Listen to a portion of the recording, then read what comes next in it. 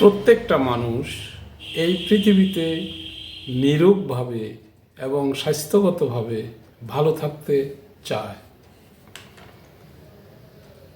দেখা গেছে কিছু কিছু মানুষ তার জীবনের স্বল্প সময়ের মধ্যে সে বার্ধক্য বা শারীরিক অসুস্থতায় ভোগে।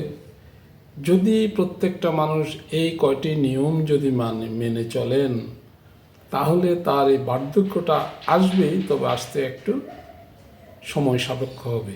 তাই আশা করব আজকের এই ভিডিওতে আমি এই বিষয়ে সামান্য আলোকপাত করব।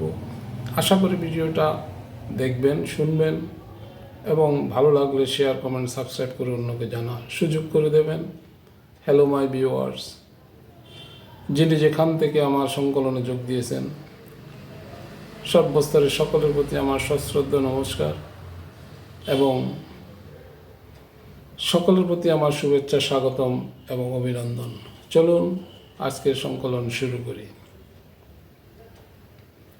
যারা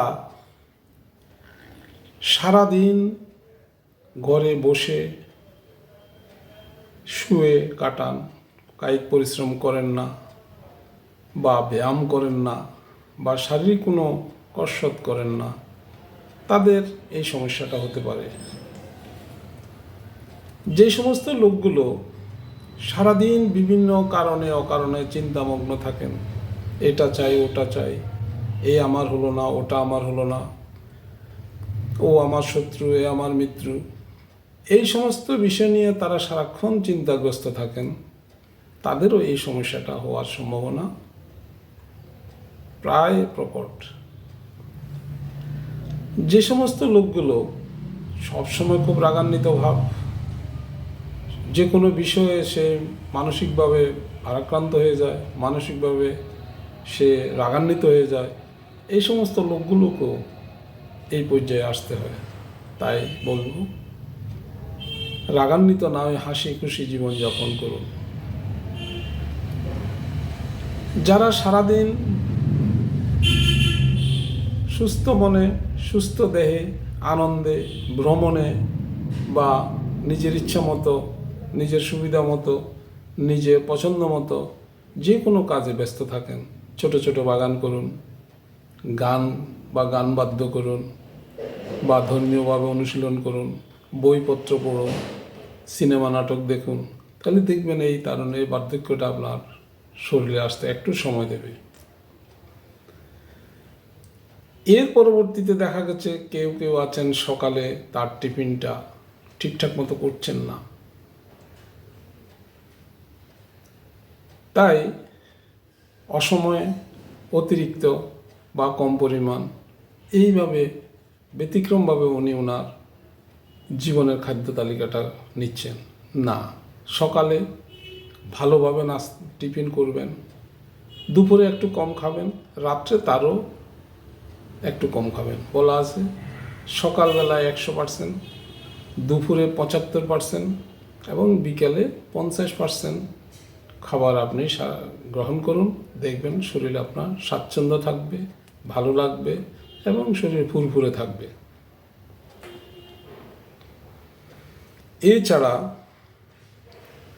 যারা সকালে বা সময় পেলে একটু হাঁটাহুটা করেন, ব্যায়াম করেন, যোগা করেন বা যখন যেভাবে আপনার শরীরকে সঞ্চালন করুন, দেখবেন এই সমস্ত বিষয়গুলো আপনার রোগ শোক ইত্যাদি কাছে আসতে সময় নেবে। মানুষ মরণশীল, এটা আমরা সবাই স্বীকার করি।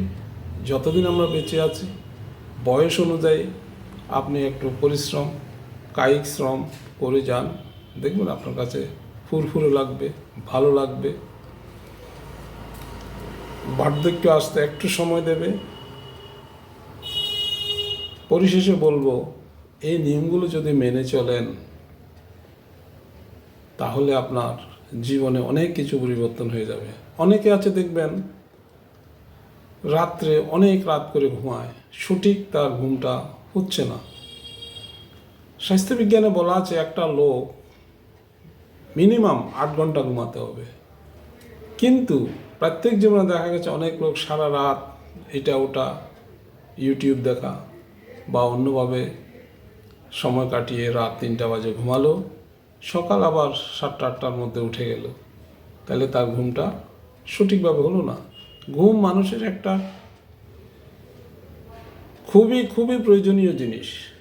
মোবাইলে চার্জ দিলে যেরকম মোবাইল চলে না, ঘুম না হলেও মানুষের এই দেহতত্ত্বটা চলবে না।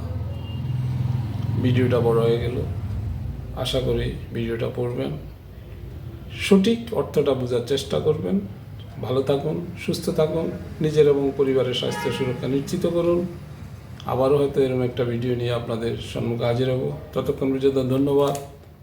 আবারও সবার মঙ্গল কামনা করে নমস্কার জানিয়ে এখানে শেষ করছি।